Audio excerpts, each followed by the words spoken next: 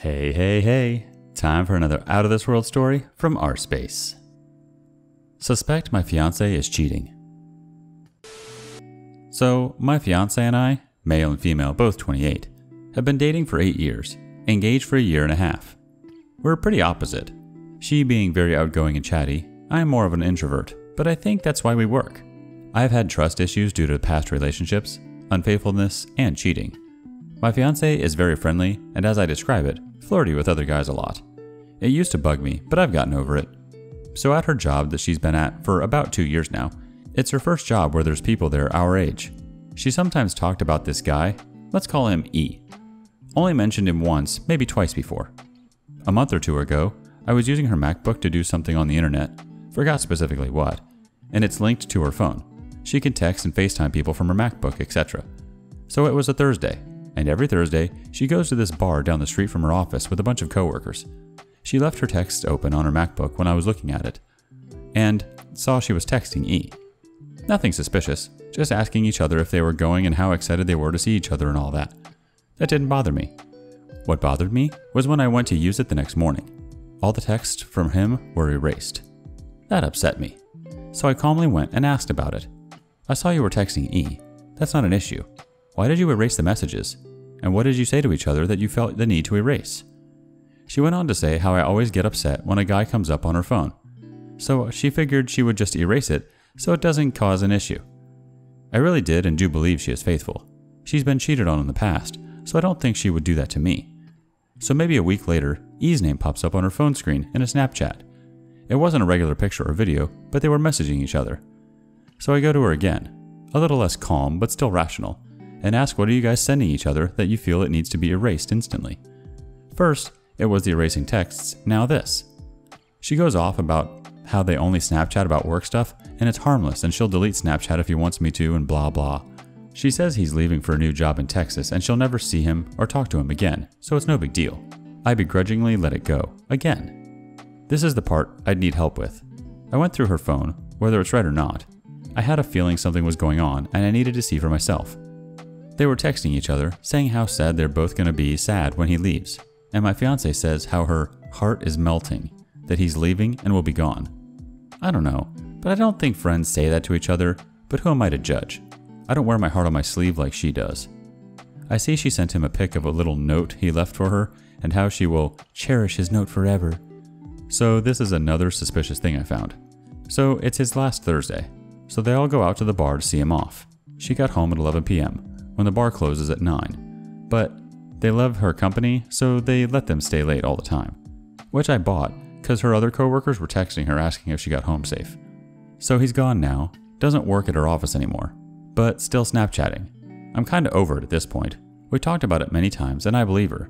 They're just friends snapping friendly stuff to each other. She does, after all, have a lot of guy friends that I'm friends with too, so I let it go for the sake of our relationship. Just 2 days ago, she was away from her phone, a rarity, so I checked the Snapchat, and they were messaging hours before. I clicked on his Snapchat profile, and it's set to silence, so when he does Snapchat her, his name won't pop up on the screen. I also noticed she erased messages from him on LinkedIn, where he asked her if she had a man. Joke or not, that bothered me. So that's my issue. I need to confront her about this, but she will be mad I went through her stuff. What are the ladies, guys too, point of view on this, and any recommendation on how to go about it?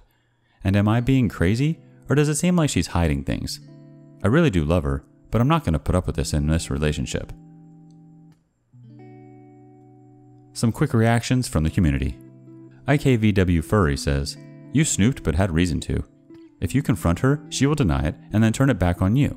The only thing I can see would be you two having a conversation where you state that you have trust issues and you want to deal with them before the wedding, and would she be open to pre-marriage counseling? Then, at least you have a qualified third party to get to the bottom of either her affair or your distrust, or both." A comment from Red.90. "No problem looking at her stuff. The only issue with it is she'll use it to manipulate you into thinking you were the one in the wrong. Don't let her do that. You live with her and you're engaged to her. I think her behavior is abnormal and there is a good chance she's a liar and a manipulator. Well, the fact she silences her notifications and deletes messages so you don't see proves it. I'm not saying end the relationship, but you have to ask yourself a serious question. Do you really want to marry a woman who lies to you, who manipulates you, and who doesn't respect you?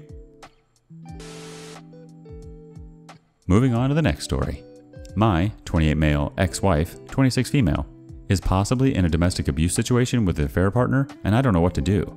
It's a long one. First, a little bit of context. My ex-wife and I separated almost 2 years ago now. We were officially divorced a few months later.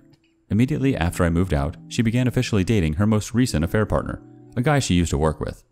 He's a pretty sleazy guy who used to brag about sleeping with married women he met at bars. He always talked a big game, but at 28 years old, he was living with his parents, just smoking weed and playing video games all day. He could barely keep a job for more than 6 months. When I had to call my ex about some important mail for me that accidentally got delivered to her, he got very jealous and vaguely threatened to come after me or my family. I thought he was harmless, just trying to sound intimidating because he was so insecure, so I just laughed it off, and as expected, nothing has come of it. Last night, my ex called me from a different number since I have her blocked. I answered and immediately knew it was her when I heard sobbing tears. I was annoyed that she was calling me because we both agreed that no communication was the way to go. But I knew her life was going poorly since I had left. She was still living next door to her parents, and she had just had a baby with her affair partner boyfriend a few months ago. So, selfishly, I wanted to hear what she had to say, thinking it would be satisfying to me. She said she had been lurking through my family's social media through a friend's account and was missing me. She said she was about to pass my parents' house on her way home and asked if she could come give me a hug, thinking I still lived there. I told her absolutely not and hung up right then. But real quick, I told her I didn't need her boyfriend, baby daddy, coming to screw with me or my family after finding out she was calling me and saying this stuff. She said he wouldn't come after me, he would just take it out on her. For a second I just thought, oh brother. But then I felt sorry for her when I really thought about what she just said. I asked what she meant by that, to which she just cried and didn't answer me. I asked if he hurts her physically, and it took her about 30 seconds to say, "It doesn't matter," through heavy tears. Again she said, "It doesn't matter. I've made a lot of bad choices and these are the consequences." Despite her many flaws, she was never someone to take crap from anyone. At a party in high school, a drunk guy was being grabby with her, and he took a swing at her when she pushed him off. So she punched him in the teeth.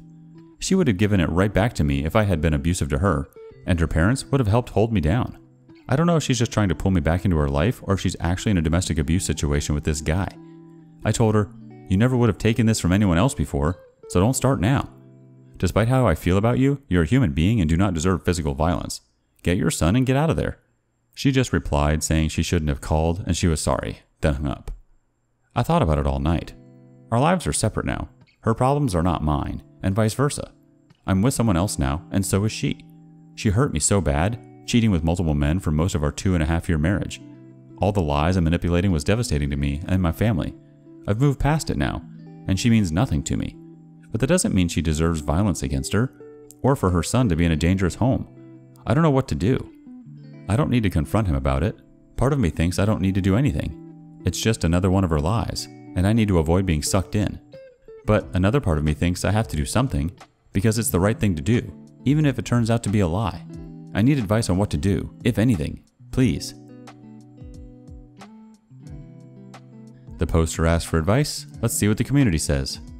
Switchboard Friend says, narcissistic hoovering refers to attempts made by the narcissistic to bring you back into their life, often after a period of distance on your part. Especially if this is a new behavior for you, the narcissist might hold off for a short while to see if you're really serious about creating that distance. She has not actually made any allegations or examples. She left it to your imagination to fill in the gaps, and you will imagine far worse things than are actually happening. Tip off her relatives. Then step out of this. It's not your concern. Next time, the second you hear her voice, then cut her dead. Remind her that there is nothing here for her anymore and hang up. Just because she calls, that does not mean you have to talk. It's a common trait for betrayed spouses to overcommunicate. Besides, she's probably just a bit bored and watching two men fight over her is better than what's on the TV. Next up, D Reddit Avenger. Come on man, you should have learned this stuff by now. Quit white knighting your ex who you even say, hurt me so bad, cheating with multiple men for most of our 2.5-year marriage. All the lies and manipulating was devastating to me and my family. And yet, here you are believing and trying to save her again. If you must, tell her family and let it go. You have not talked to her in 2 years. You have no idea what her situation is. You had an hour conversation. Here is what you know. She never took crap from anyone, and she is a liar. So, 1 + 1, she is lying to you about the abuse to manipulate you because the grass isn't greener. Or she wants to make this guy jealous or whatever. Point is, you are never going to know. This all could be true, or it can all be lies. What you know is her nature, and that is enough to tell you she is not to be trusted. So quit wasting your time. It doesn't matter. I've made a lot of bad choices and these are the consequences. That is probably the truest statement she has ever made to you, and since you can't trust her, you can't help her, nor should you. I mean, what is this new girl you are with going to think? What about your parents and all the hell she put them through? This time it will be you putting them through it. All you are doing is setting yourself and everyone else up for more hurt. If she calls you again, give her a number for an abused woman's shelter. They will be in a better position to protect her anyway. Then tell her that you can't help her and block her. She is a phony and a con woman. If you don't get this, you will end up with someone else who will cheat on you again. Thinking like this makes you a perfect mark. People like your ex don't operate from a foundation of truth. There is always a motive to whatever they say. Every interaction is about them getting an advantage. White knights die in combat.